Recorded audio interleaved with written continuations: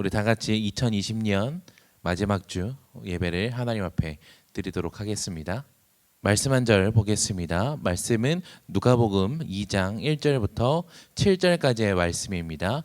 누가복음 2장 1절부터 7절까지의 말씀 우리 함께 보도록 하겠습니다.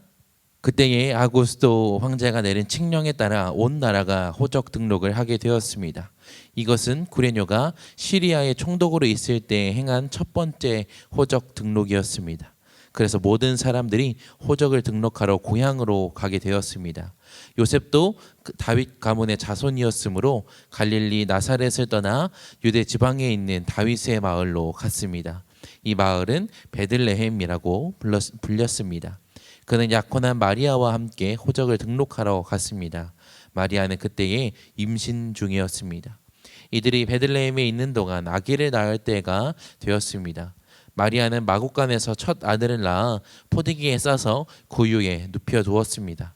그것은 여관에 이들이 들어갈 빈방이 없었기 때문입니다. 아멘. 오늘 우리가 함께 나눌 말씀의 제목은 낮은 곳으로입니다.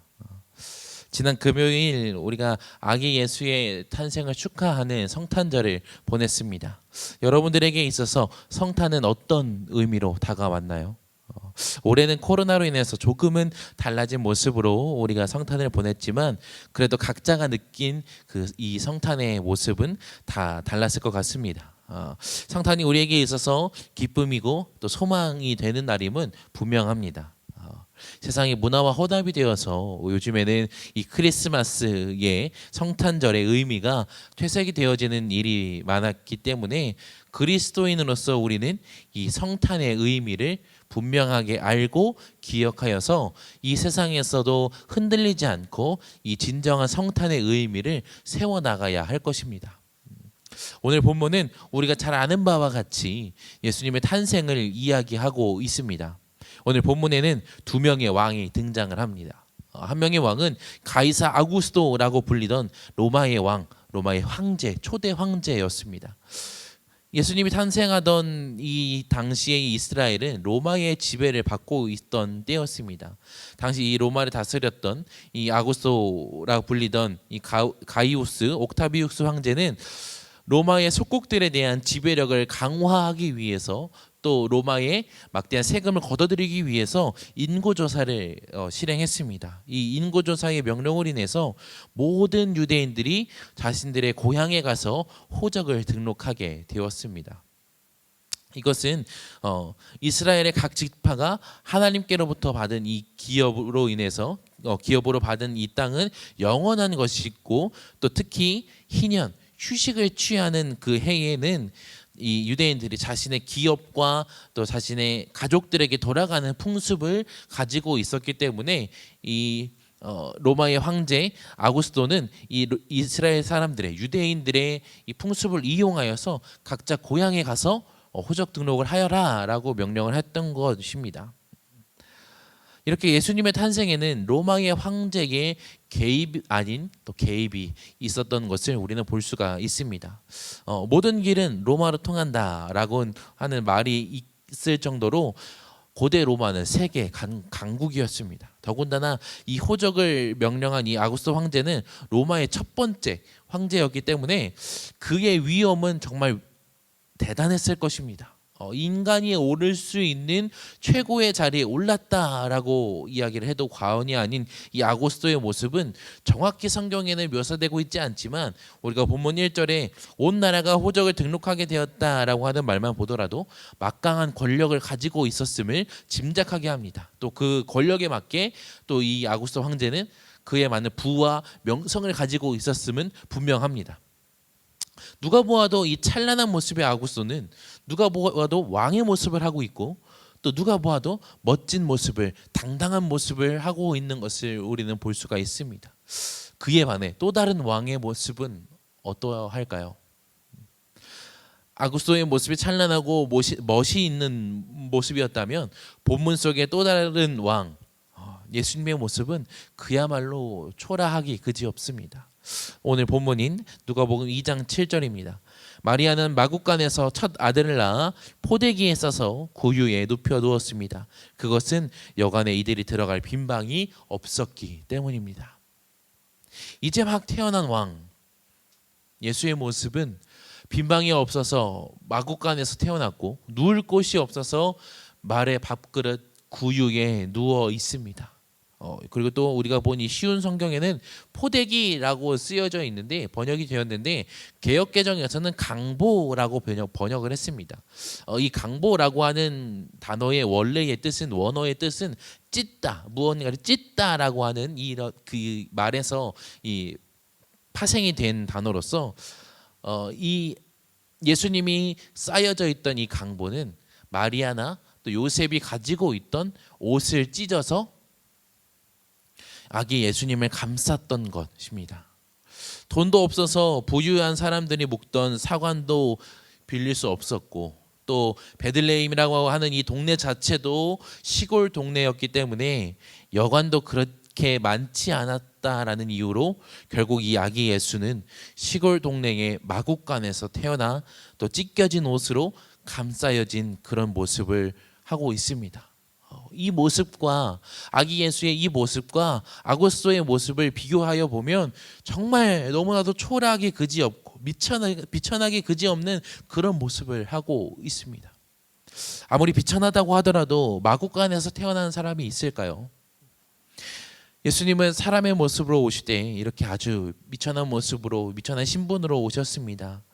예수님의 삶 또한 그렇게 영광스러운 모습은 아니었습니다.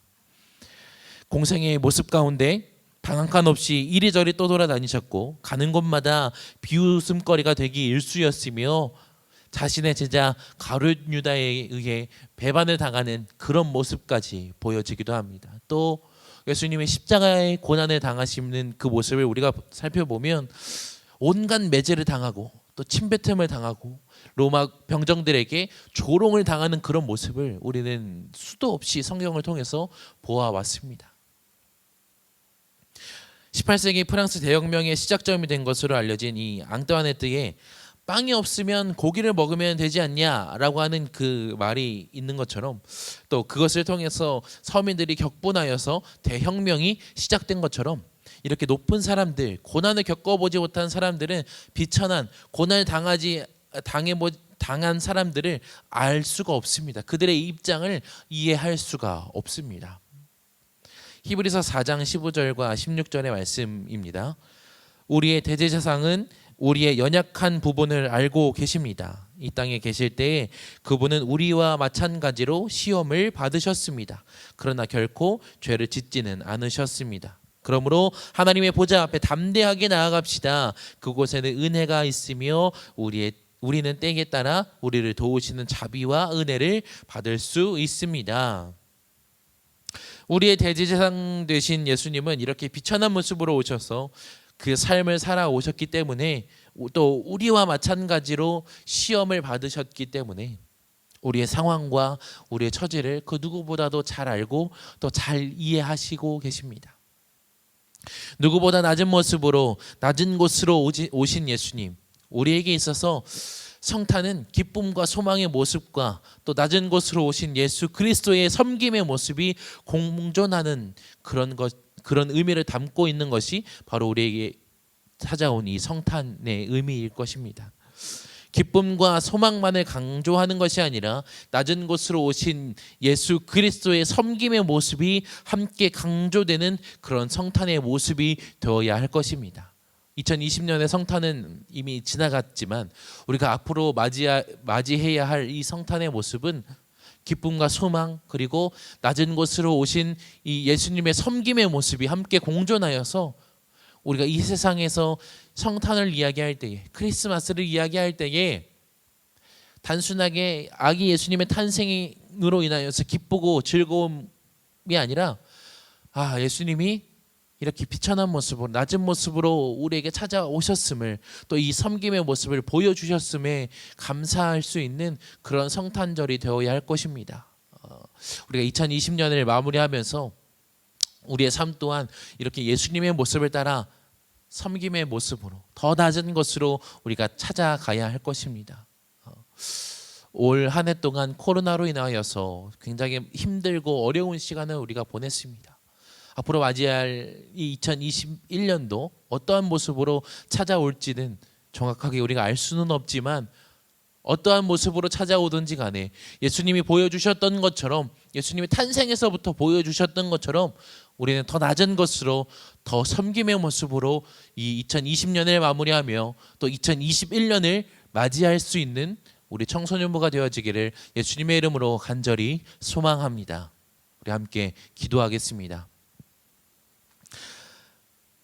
하나님 감사합니다. 우리로 하여금 2020년을 주님 안에서 보내게 하시고 또한 한 해의 마지막을 하나님을 예배하며 보낼 수 있도록 인도하시니 하나님 참으로 감사합니다. 우리가 2020년을 마무리하면서 또 새로운 한 해를 맞이하면서 예수님의 탄생의 모습부터 보여주신 이 섬김의 모습을, 더 낮은 곳으로 오신 이 예수님의 모습을 본받아 우리가 어느 곳에서 있든지, 우리가 어느 상황에 처하여 있든지 낮은 곳으로 찾아가며 또 섬김의 모습을 보일 수 있는 우리 청소년부가 될 수 있도록 주님께서 함께 하시고 우리와 함께 하시며 우리의 이 길을 인도하여 주시옵소서. 감사합니다. 예수님의 이름으로 기도합니다. 아멘.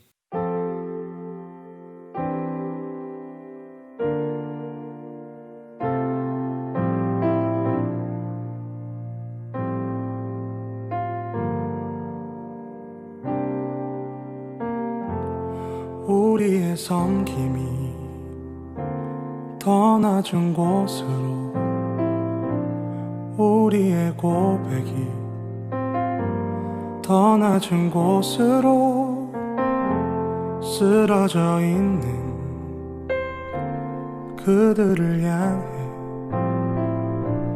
당신이 그랬듯 더 낮은 곳으로, 낮은 곳으로 우릴 초대하네. 함께 하자고 말씀하시네. 우리도 예수 그 길을 따라 함께 가길 원하네.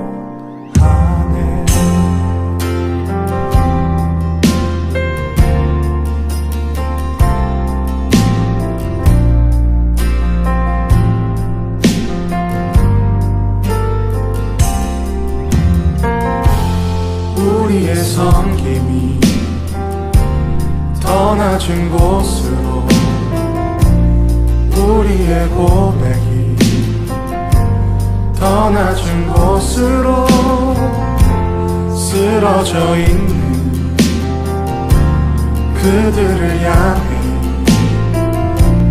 당신이 그랬듯 더 낮은 곳으로, 낮은 곳으로 우릴 초대하네. 함께 하자고 말씀하시네. 우리도 예수 그 길을 따라 함께 가길 원하네. 주님이 우리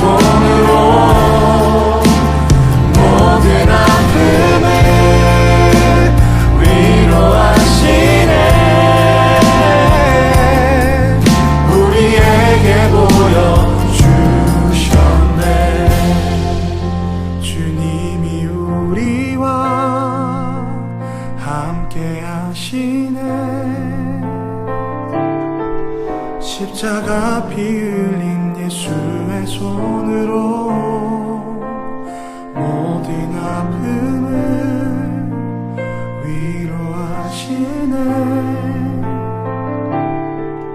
우리에게 보여주셨네.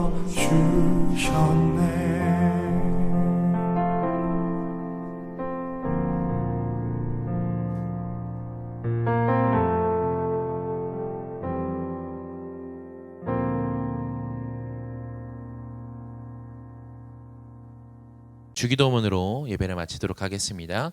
하늘에 계신 우리 아버지, 아버지의 이름을 거룩하게 하시며 아버지의 나라가 오게 하시며 아버지의 뜻이 하늘에서와 같이 땅에서도 이루어지게 하소서.